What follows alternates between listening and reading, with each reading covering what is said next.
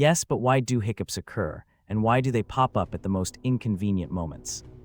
Hiccups start with a sudden diaphragm spasm, followed by a quick gulp of air through the closed vocal cords. Experts link them to nerves misfiring when we eat fast, drink fizzy drinks, or feel a sudden temperature shift. The video shares safe fixes like slow sips, gentle breath holds, and a momentary distraction to reset the reflex. Ultimately, the body rebalances and the hiccup rhythm fades, a quirky reminder of the mind-body connection for most people.